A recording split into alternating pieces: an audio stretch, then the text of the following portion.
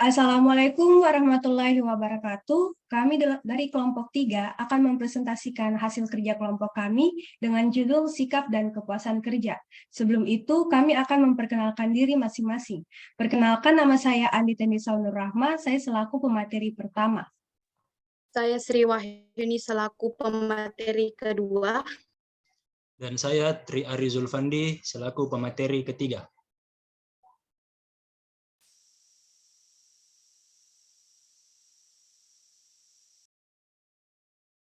Materi pembahasan terbagi menjadi dua, yang pertama sikap dan yang kedua kepuasan kerja. Yang pertama sikap. A. Komponen utama sikap. Menurut Aronson dan kawan-kawan, pada tahun 2012 menyatakan bahwa terdapat 3 komponen penting yang membentuk sikap, yaitu komponen kognitif, afektif, dan perilaku. Adapun penjelasannya adalah sebagai berikut. Yang pertama, cognitively based attitude merupakan sikap yang berasal dari keyakinan seseorang mengenai karakteristik dari objek sikap.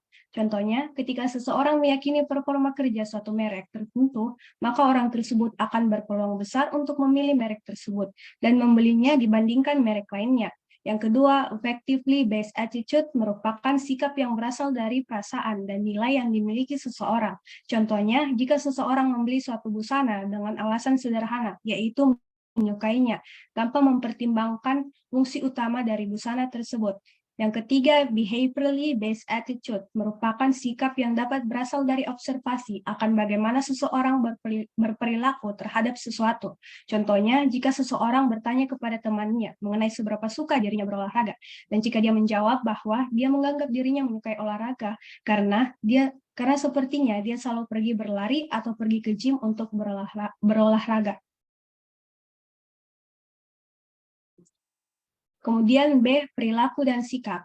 Yang pertama, pengertian perilaku. Menurut Noto Amojo pada tahun 2017 menyatakan bahwa perilaku manusia dapat diartikan sebagai suatu aktivitas yang sangat kompleks sifatnya, antara lain perilaku dalam berbicara, berpakaian, berjalan, persepsi, emosi, pikiran, dan motivasi. Sedangkan menurut Skinner dalam Noto Amojo pada tahun 2014 menyatakan bahwa perilaku adalah merumuskan respon atau reaksi seorang terhadap stimulus atau rangsangan dari luar. Sedangkan pengertian sikap menurut Damiati dan kawan-kawan pada tahun 2017 pada halaman 36 menyatakan bahwa sikap merupakan suatu ekspresi perasaan seseorang yang merefleksikan kesukaannya atau ketidaksukaannya terhadap suatu objek. Sedangkan menurut Sumarwan pada tahun 2014 pada halaman 166 menyatakan bahwa sikap merupakan ungkapan perasaan konsumen tentang suatu objek, apakah disukai atau tidak. Dan sikap juga menggambarkan kepercayaan konsumen terhadap berbagai atribut dan manfaat dari objek tersebut.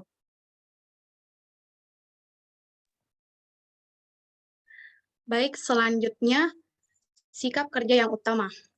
Menurut Kenneth pada tahun 2011, halaman 129 menjelaskan bahwa sikap kerja merupakan sikap seseorang terhadap pekerjaannya yang mencerminkan pengalaman yang menyenangkan dan tidak menyenangkan dalam pekerjaannya, serta harapan-harapannya terhadap pengalaman masa depan.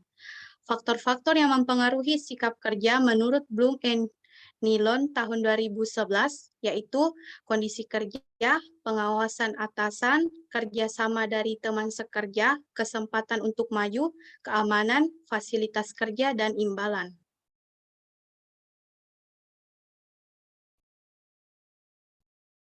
Adapun macam-macam sikap kerja yang utama dalam ruang lingkup pekerjaan, antara lain sikap kerja yang efektif, efisien, dan prestatif. Poin selanjutnya yaitu kepuasan kerja. Pengukuran kepuasan kerja menurut Mangkunegara 2015 pada halaman 117 mengatakan kepuasan kerja adalah suatu perasaan yang menyokong atau tidak menyokong diri pegawai yang berhubungan dengan pekerjaannya maupun kondisi dirinya. Pengukuran kepuasan kerja dilakukan untuk mengetahui seberapa puas atau tidak puas seorang pegawai dalam menilai pekerjaannya. Menurut Mangkunegara, tahun 2013 halaman 126 ada 3 cara pengukuran kepuasan kerja, yaitu pengukuran dengan skala indeks jabatan, Yang kedua, dengan berdasarkan ekspresi wajah. Dan yang ketiga, dengan kuesioner Minnesota.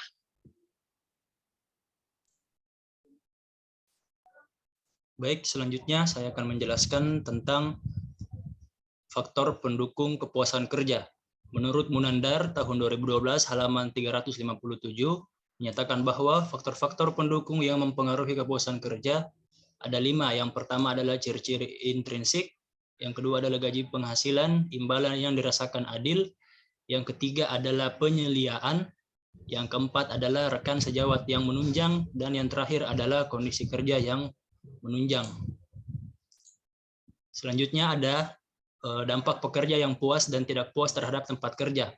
Dalam sebuah penelitian yang dilakukan oleh Adi Winata tahun 2014, di situ menyimpulkan bahwa pekerja yang puas lebih cenderung bertahan bekerja untuk organisasi, cenderung terlibat dalam perilaku organisasi, serta membantu mengurangi beban kerja dan tingkat stres anggota dalam organisasi.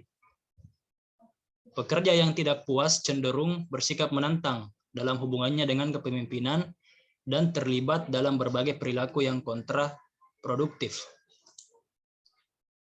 Untuk kesimpulan, yang pertama adalah seseorang bisa memiliki ribuan sikap, tapi perilaku organisasi berfokus pada sikap yang berhubungan dengan pekerjaan.